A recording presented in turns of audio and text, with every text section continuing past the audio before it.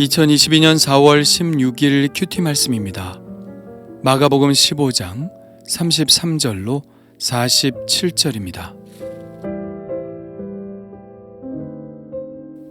제6시가 되매 온 땅에 어둠이 임하여 제9시까지 계속하더니 제9시에 예수께서 크게 소리 지르시되 엘리 엘리 라마 사박다니 하시니 이를 번역하면 나의 하나님 어찌하여 나를 버리셨나이까 하는 뜻이라. 곁에 섰던 자 중 어떤 이들이 듣고 이르되 보라 엘리야를 부른다 하고 한 사람이 달려가서 해면에 신 포도주를 적시어 갈대에 꿰어 마시게 하고 이르되 가만두라 엘리야가 와서 그를 내려주나 보자 하더라. 예수께서 큰 소리를 지르시고 숨지시니라. 이에 성소 휘장이 위로부터 아래까지 찢어져 둘이 되니라. 예수를 향하여 섰던 백부장이 그렇게 숨지심을 보고 이르되 이 사람은 진실로 하나님의 아들이었도다 하더라. 멀리서 바라보는 여자들도 있었는데 그 중에 막달라 마리아와 또 작은 야고보와 요새의 어머니 마리아와 또 살로메가 있었으니 이들은 예수께서 갈릴리에 계실 때에 따르며 섬기던 자들이요 또 이 외에 예수와 함께 예루살렘에 올라온 여자들도 많이 있었더라. 이 날은 준비일 곧 안식일 전날이므로 저물었을 때에 아리마대 사람 요셉이 와서 당돌이 빌라도에게 들어가 예수의 시체를 달라 하니 이 사람은 존경받는 공회원이요 하나님의 나라를 기다리는 자라. 빌라도는 예수께서 벌써 죽었을까 하고 이상히 여겨 백부장을 불러 죽은 지가 오래냐 묻고 백부장이 알아본 후에 요셉에게 시체를 내주는지라. 요셉이 세마포를 사서 예수를 내려다가 그것으로 싸서 바위 속에 판 무덤에 넣어두고 돌을 굴려 무덤 문에 놓음에 막달라 마리아와 요새의 어머니 마리아가 예수 둔 곳을 보더라. 아멘. 예수님은 제3시, 즉 오전 9시에 십자가에 못 박혔고 그로부터 3시간이 지난 정오부터 오후 3시까지 온 땅에 어둠이 임했습니다. 이 시간은 하루 중 가장 밝은 때인 때 어둠이 임한 것은 하늘의 징조를 나타내는 것이라고 볼 수밖에 없죠. 어둠은 언제나 심판이 임박했음을 보여주는 자연의 징조입니다. 요엘의 말씀입니다. 여호와의 크고 두려운 날이 이르기 전에 해가 어두워지고 달이 핏빛같이 변하려니와. 이사야도 이렇게 예언하죠. 보라 여호와의 날 곧 잔혹히 분냄과 맹렬히 노하는 날이 이르러 땅을 황폐하게 하며 그 중에서 죄인들을 멸하리니 하늘의 별들과 별무리가 그 빛을 내지 아니하며 해가 돋아도 어두우며 달이 그 빛을 비추지 아니할 것이로다. 이것은 결국 예수님의 십자가 사건이 하나님의 심판이었다는 것을 말씀하시는 것입니다. 예수님이 우리가 받을 심판을 대신 받으신 것이죠. 오후 3시가 되자 예수님은 크게 소리를 지르셨습니다. 엘리 엘리 라마 사박다니. 이 말의 뜻은 충격적이게도 나의 하나님 어찌하여 나를 버리셨나이까 라는 뜻입니다. 과연 하나님이 아들 예수 그리스도를 버리셨을까요? 그러실 리가 있나요? 하나님은 어느 때보다도 이 중요한 순간을 그 아들 예수와 함께 하셨을 것입니다. 아마도 입술을 꽉 깨무시며 그 아들을 지켜보고 계셨겠죠. 그러므로 예수님의 이 외침은 하나님께서 자신을 버리신 것에 대한 원망을 표현하는 것이 아닙니다. 심판받는 죄인의 절망을 드러내는 외침이죠. 예수님은 진짜 사람이 되셔서 사람 대신 심판을 받으시며 사람이 느끼는 절망을 그대로 느끼시면서 표현하신 것입니다. 주님이 이렇게 절망하셨기에 우리가 소망을 얻은 것이죠. 예수님께서 큰 소리를 지르시고 숨지시자 성소 휘장이 위로부터 아래까지 찢어져 둘이 되었습니다. 예루살렘 성전은 성소와 지성소로 나누어져 있죠.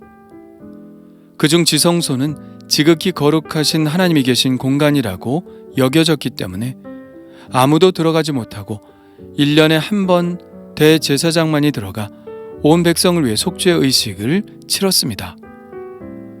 성소와 지성소 사이에는 휘장이 쳐져 있었죠. 이 휘장이 위로부터 아래까지 찢어졌다는 것은 이제 모든 사람에게 하나님께로 가는 길이 열렸다는 것입니다. 예수님의 속죄의 죽음이 이 길을 여신 것이죠. 히브리서는 여기에 관해 이렇게 말합니다.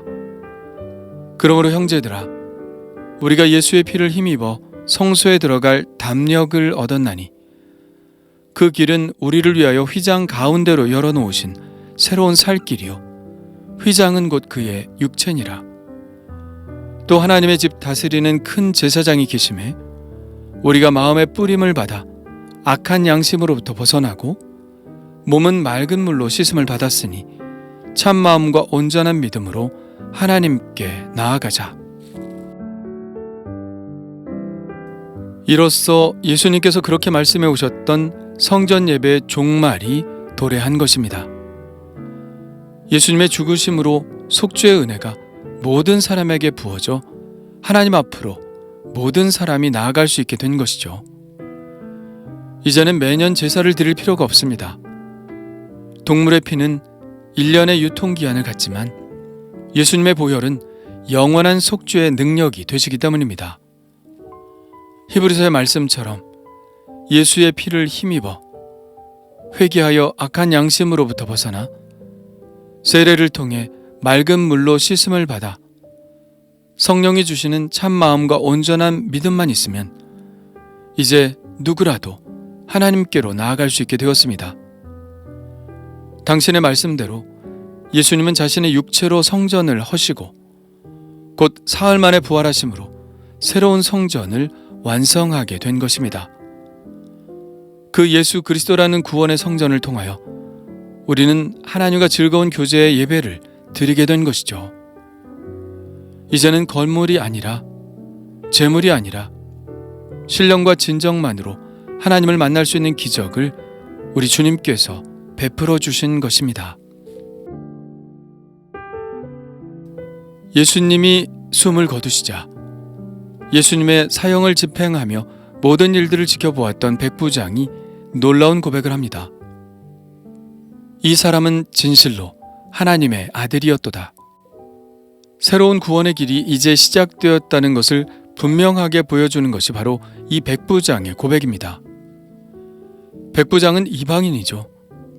이방인인 그가 예수님을 하나님의 아들로 고백하고 있다는 사실은 이제 이방인들에게도 구원의 길이 열릴 것이라는 전망을 보여주고 있는 것입니다. 믿음은 예수님을 하나님의 아들로 고백하는 것입니다. 하나님의 아들이니 그분을 믿고 의지하여 하나님께로 가겠다는 표현이 바로 이 믿음인 것이죠. 이 고백이 우리를 영생의 삶으로 인도하는 고백입니다. 요한 1서는 이렇게 쓰고 있습니다. 내가 하나님의 아들의 이름을 믿는 너희에게 이것을 쓰는 것은 너희로 하여금 너희에게 영생이 있음을 알게 하려 함이라. 하나님의 아들에 대한 고백이 영생으로 우리를 인도하고 있죠. 요한복음도 이렇게 쓰고 있습니다. 오직 이것을 기록함은 너희로 예수께서 하나님의 아들 그리스도이심을 믿게 하려 하며 또 너희로 믿고 그 이름을 힘입어 생명을 얻게 하려 함이니라. 이 말씀을 통해서 확인하는 것이 무엇인가요? 예수님을 하나님의 아들 그리스도로 고백하는 것이야말로 완전하고도 실제적인 믿음의 고백이라는 것입니다. 그렇다면 백부장의 고백은 구원을 받기에 합당한 믿음의 고백인 것이죠.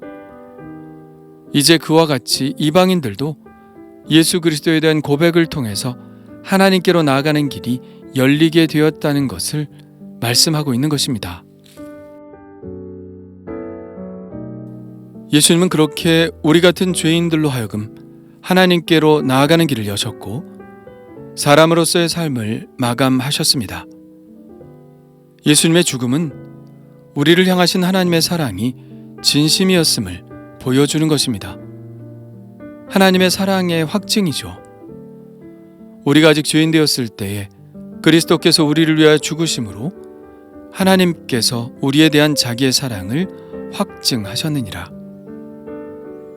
예수님은 죽음으로 그 사랑의 진심을 확증하셨습니다. 죽음으로 고백한 사랑이라면 그 사랑을 믿어야 하지 않을까요? 더 진한 사랑의 고백이 또 있을까요? 그러므로 우리가 이제 해야 할 일은 그 사랑을 받아들이는 것입니다.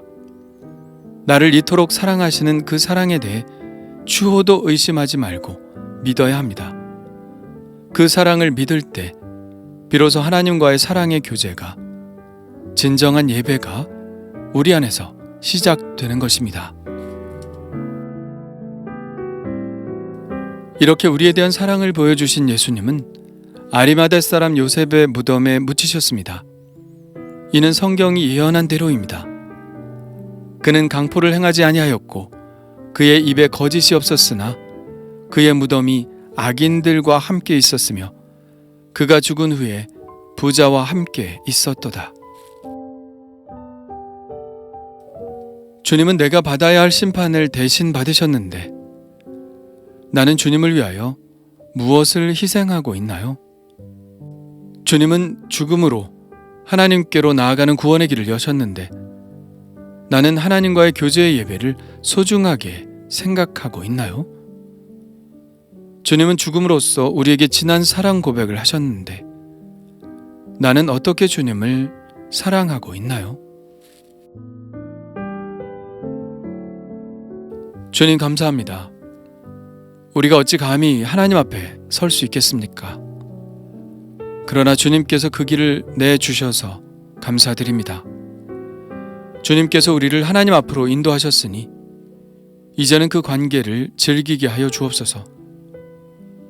하나님으로부터 멀리 떨어져 나가지 않게 하시고 주님께서 열어놓으신 그 길을 따라 걸으며 하나님과 교제하는 예배의 삶을 기쁘게 살게 하옵소서. 말로만 사랑하는 것이 아니라 주님이 행동으로 보여주셨듯이 저도 주님을 삶으로 사랑하게 하여 주옵소서. 예수님의 이름으로 기도합니다. 아멘.